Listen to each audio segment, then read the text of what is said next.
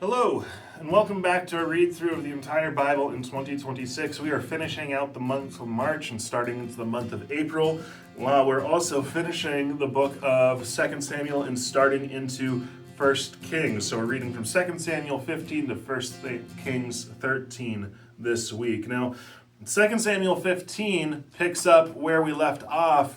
One of David's sons, Absalom, had murdered his brother Amnon for sleeping with Absalom's sister, raping her.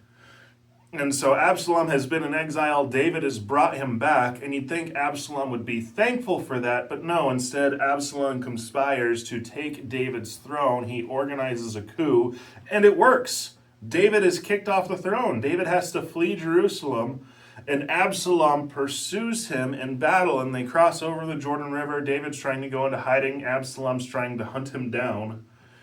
And during this, as the battle is raging, Absalom is fleeing the scene on a horse, and his hair, which he has this long, luscious hair, it gets caught in a tree, and he's stuck hanging there. And David's general Joab finds him and kills him. And so David is very grieved because his son is now dead. But he returns to Jerusalem to his throne. And from there, the rest of the book of 2 Samuel is kind of a summary of everything David achieved and all the troubles he had to go through. And we get stories of his mighty men like Josheb, who fought off a bunch of Philistines with a spear, or Eleazar, who had his sword frozen in his hands so that he could not let go of it as he battled the Philistines, or Benaiah, a guy who went into a pit on a snowy day to kill a lion.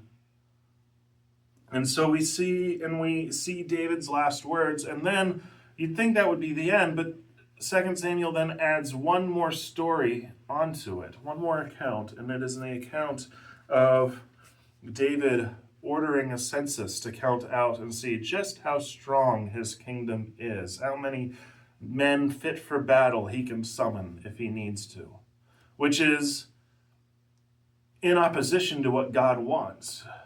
Yes, God knows that David's going to have to fight wars, but God wants David to trust in him and not in the strength of his own people. And so God brings judgment upon David, gives him a choice, either 3 years of judgment, 3 weeks of judgment, or 3 days of judgment. And David says, well, 3 days is shorter, let's get it over with. And God sends an angel who's just killing people throughout the city and the kingdom. And the angel stops at the threshing floor of Araunah the Jebusite, just to the north of Jerusalem. And David goes there, sees the angel there, and he buys the land from Araunah, and there he builds an altar, and it is there that eventually the temple will be built. Now, David's not allowed to build the temple, but he's made all the preparations for it. That task falls to Solomon, his son, as we enter into 1 Kings. Now, even then, there's trouble. One of David's kids, Adonijah, wants to become king, so he gets the priest to anoint him, and they're setting him up on the throne, while David has specifically said, no, Solomon's supposed to become king, and so David sends Nathan the prophet and Zadok the priest to anoint Solomon to be king. And so then they come back, and there's a brief scuffle, and eventually Solomon is the one who is confirmed as king. Now, when that happens, Solomon has a dream, now that he's the king of Israel, and God says, ask me anything, I will give it to you. And Solomon prays for wisdom and discernment to be able to rule the people. And God says, great, I'll give you that, but because it was a wise answer, I will also give you everything you could have asked for. Which is a pretty great deal. And so Solomon, and there's a story that proves that Solomon is actually very, very wise, and we see examples of his wisdom and his wealth as it continues to grow. And Solomon builds up the temple as his father David had commanded, and it gets furnished to the full. It is this very much like piece of heaven on earth, and everything's in it. And Solomon prays for the temple as it's being dedicated, and when he finishes praying, fire comes from heaven and ignites the altar, showing that God has approved this temple as the place of worship. But then it gets to this point where Solomon starts to turn away from God because he has so many wives and concubines, so many women who, most of whom are probably agreements that he has made with other kings of the areas to try and achieve peace. But it's clear that Solomon's main flaw is his desire to be around beautiful young women.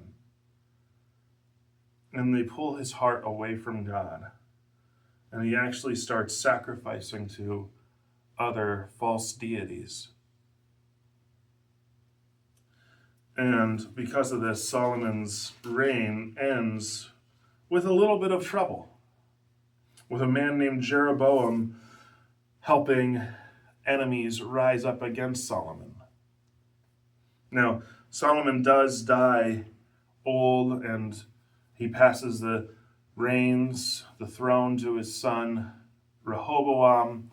And Rehoboam has a chance to make everything right, but instead of listening to the wise counsel of his father's counselors, he listens to his friends and angers the people of Israel. And as a result, it leads to civil war where 10 of the tribes separate from the kingdom of Judah. And they are led by Jeroboam, this man who once rebelled against Solomon.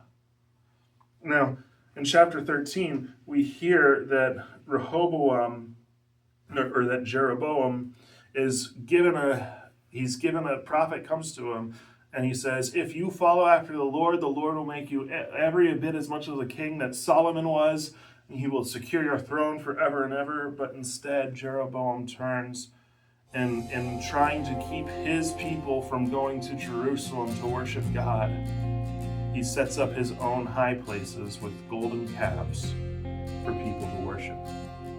The same golden calves that the people of Israel worshipped at Mount Sinai when they rebelled against Moses. And so, Jeroboam's reign does not last very long, but rather it is stolen from him and his son. But we will see that when we pick up next week.